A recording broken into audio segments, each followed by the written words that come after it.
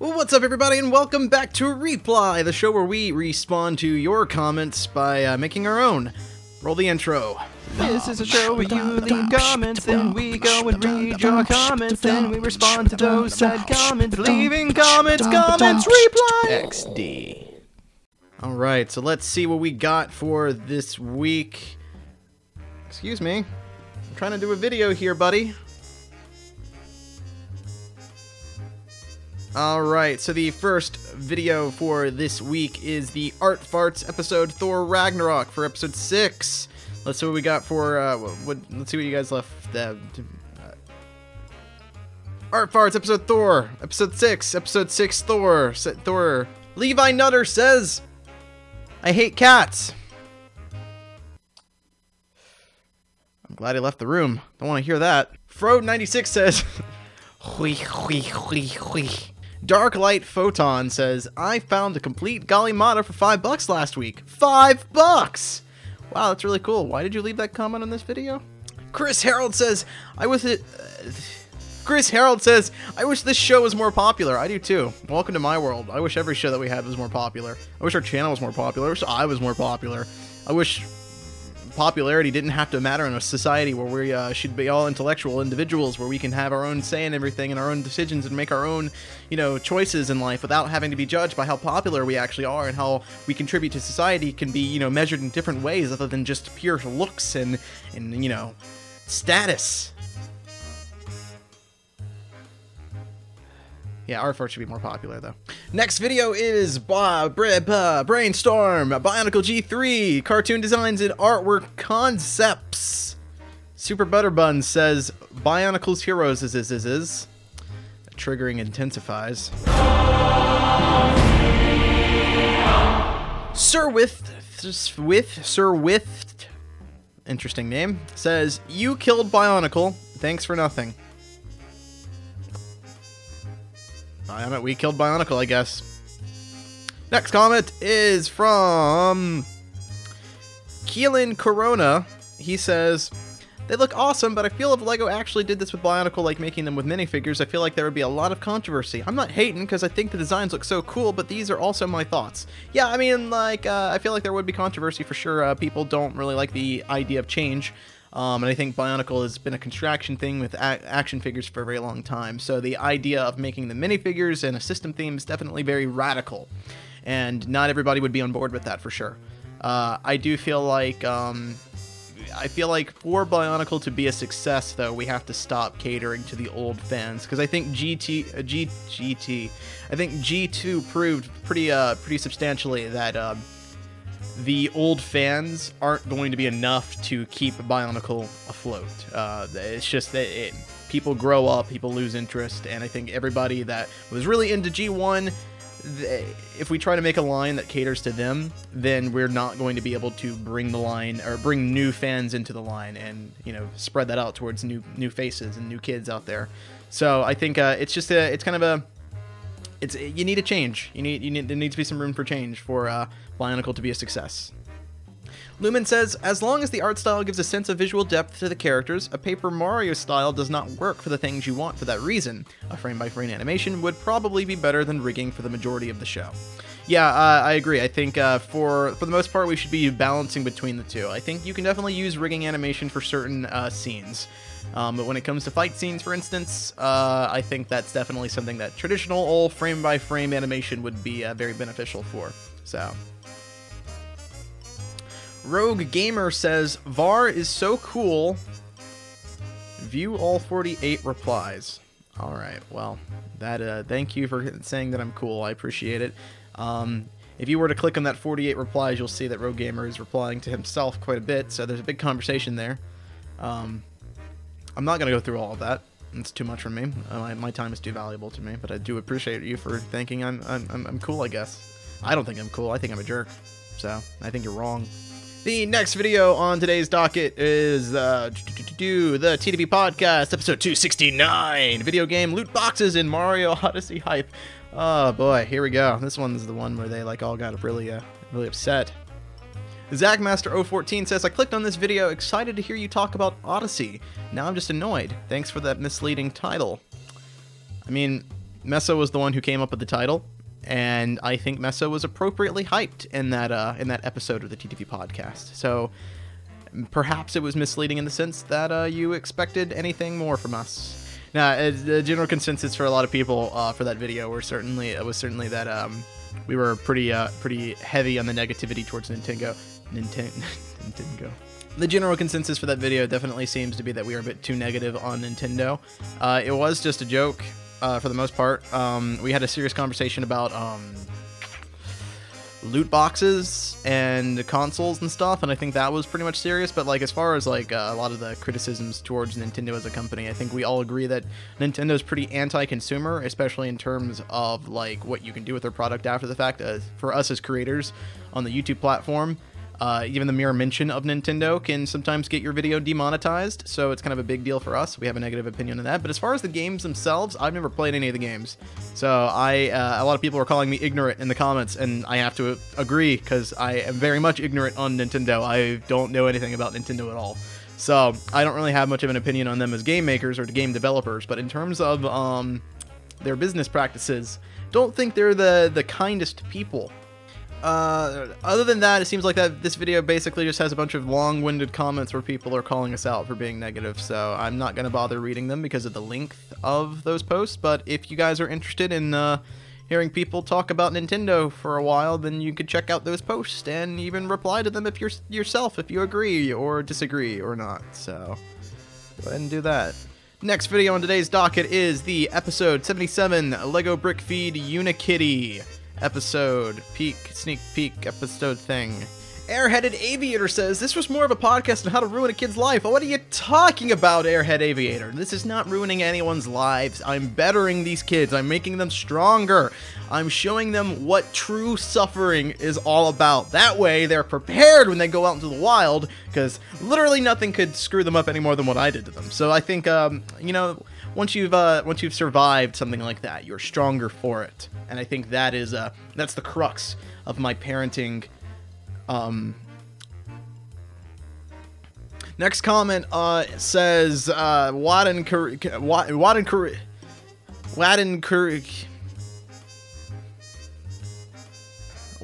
says TTV should host a contest where Var adopts one of the fans to be his son. The losers shall be the true winners. I mean, I don't like contests though. That's way too much work. I would like to just go to any adoption orphanage place and just adopt a kid. I think that seems way more I don't know, beneficial to me in my time. I want to go through this whole hassle of the contest. I mean, that's gross. Damos Z says, "Oh look, another 2010 era cartoon with some crappy CalArts art style. I no longer have faith in the show." It's got a very, I wouldn't say overdone art style, but it's definitely a common art style that's been used for a while now.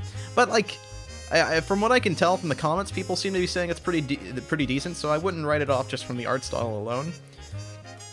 But, I mean, what can you do?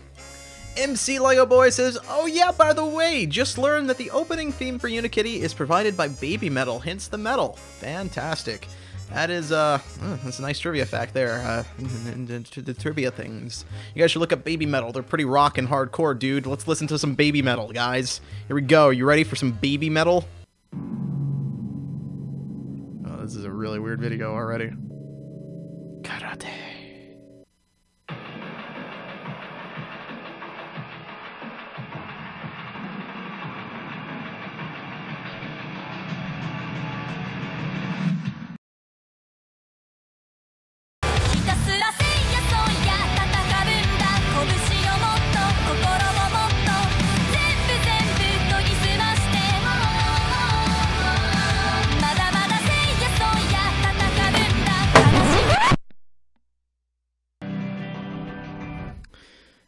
I love Baby Metal.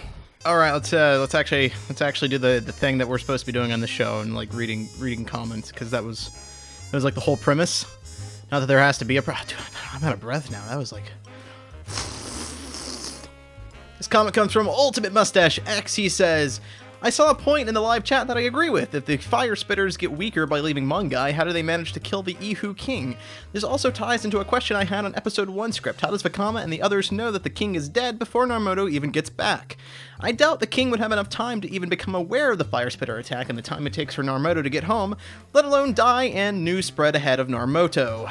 Well, it's an interesting question that I don't necessarily have an answer for, because it's like if we were to, I've always imagined the Ihuan king being someone that likes to actually be around his people and help out with menial tasks instead of being like, or just sitting in a throne room and being tied away, like away from everybody and hidden in a palace. So I think you could reasonably say like, oh, okay, so the fire spitters invaded the Ihuan region and broke through the borders. And at the time, the Ihuan king was actually there, amongst the peasants, amongst the people, amongst the farmers, helping out, doing any kind of thing like that. In terms of how news spread to Mungai, I mean, it's a pretty easy thing to write off by like saying like it's just in the amount of time it took for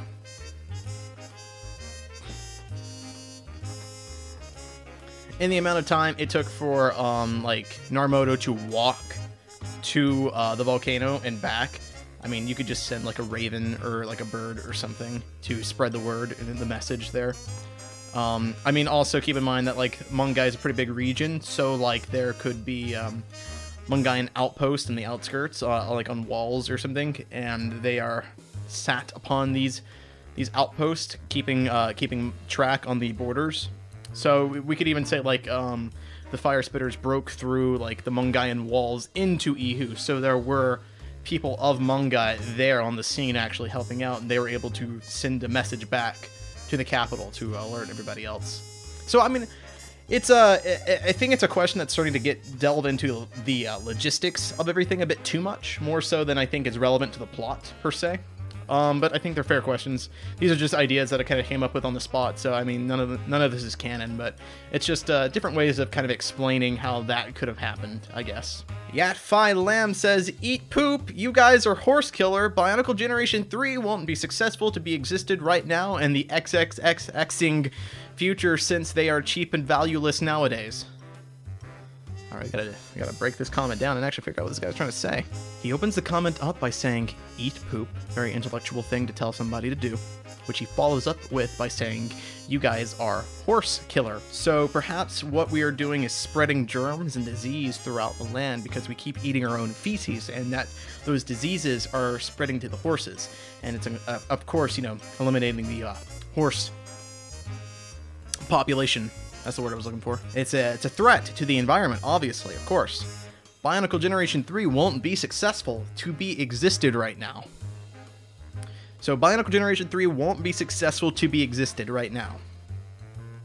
So it won't be successful, but to be existed right now, it can't be successful, is what I think he's saying. So he wants us to make sure that we don't make our line successful so that it can exist, because that's what LEGO lines do. Bionicle G2, for example, did exist, and it wasn't successful at all.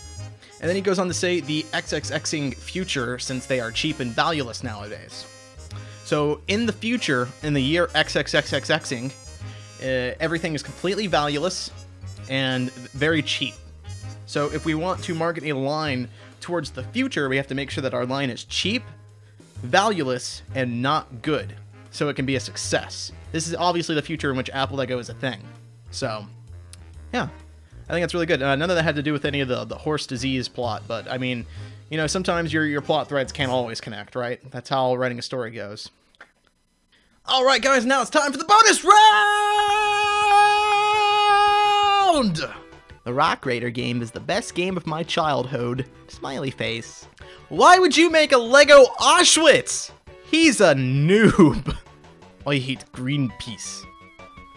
I'm glad that Vladimir Putin could take the time out of his busy schedule to leave a comment on our video. That's actually pretty nice of him. Man tax gonna give you a lot of man tax. This is poop. Poop emoji. No one like this. So bad. Disliked. This is Billy Bob Ken, Jimmy Joe Tintuan. We got a happy face here and a polo shirt with a nice tie as well as some sneakers. One like is how high his IQ is. One reply is how many dumb friends he'll have to teach him for. I hope these elite fanboys are happy they got what they wanted. Bionicle is gone! Again! Whoever you are, Bionicle G1 and G2 are great! You guys were just too ignorant to accept it. Congratulations! Slow clap! You actually killed Bionicle! You know what? Screw you, you jerk! Little known fact! If people don't buy it, fails! And since when is $20 overpriced? Asshole! I thought that was a reasonably priced, apparently not! Now buzz off! And go bother someone else! Do my survey, please. Okay, let's actually. You know what? This guy left a pretty nice comment. He wants us to do a survey, so let's see what he's got going on here. Which pie is your favorite? Pecan pie, pie, cherry pie, apple pie, other type of pie. I'm gonna go with other type of pie. My favorite is children. If you can have one food item in your pie, what would it be? Do you like pie? No. When do you eat pie? In the shower? Only on holidays? Every single day? Or other?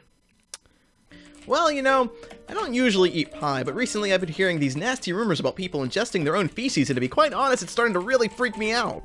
I run a horse racing ring just south of the Mississippi River, and there's a lot of competition when it comes to horse racing, so to stay ahead of the game, we make sure that the winner gets rewarded by baking him a pie made of the rotting carcasses left behind by overworked horses.